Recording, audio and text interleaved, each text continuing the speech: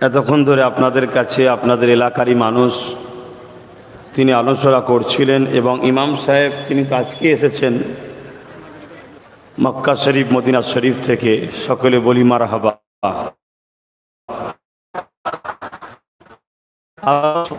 আপনাদের ঘরেও মক্কা মদিনায় নিয়ে যান, বোন আল্লাহুম্মা আমিন। এই সময় এই মুহূর্তটা ইমাম সাহেবের কাছে যে কতটা কষ্টের, কোথায় ছিলাম আর কোথায় আসলাম। তো যাক, এটাও একটা জান্নাতের বাগান, দয়ার নবীর উম্মত হওয়ার জন্য আমরা পেয়েছি। সেখানে আমি আলোচনা করতে এসেছি। সংক্ষেপে দিন ইসলামের আলোচনা হবে।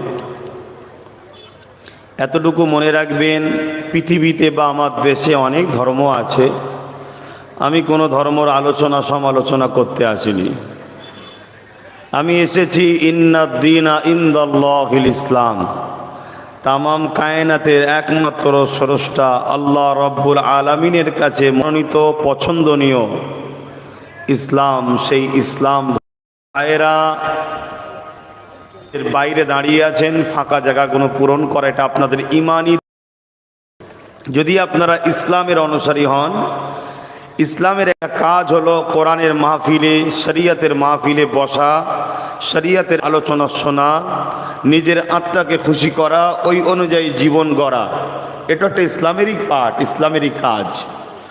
তাই আমার দায়িত্ব মনে করে আমি আপনাদেরকে দাওয়াত দিচ্ছি, আপনারা ভেতরে যে ফাঁকা জায়গাগুলো আছে আগিয়ে এসে বসুন। আর যারা বসে গেছেন, প্রত্যেকের সামনের ফাঁকা জায়গাগুলো নিজেরা দায়িত্ব মনে করে পূরণ করুন।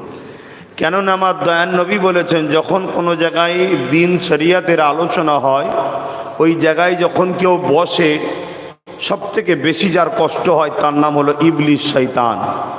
কে ডিস্টার্ব করে।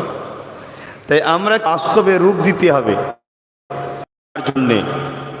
জোরে বলুন, কার জন্যে? আরো জবান।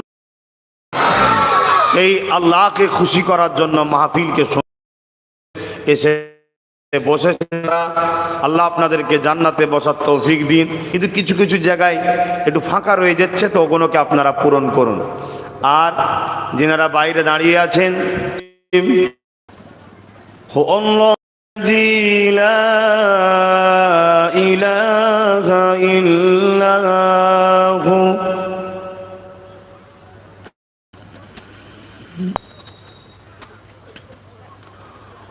ও আল্লাহ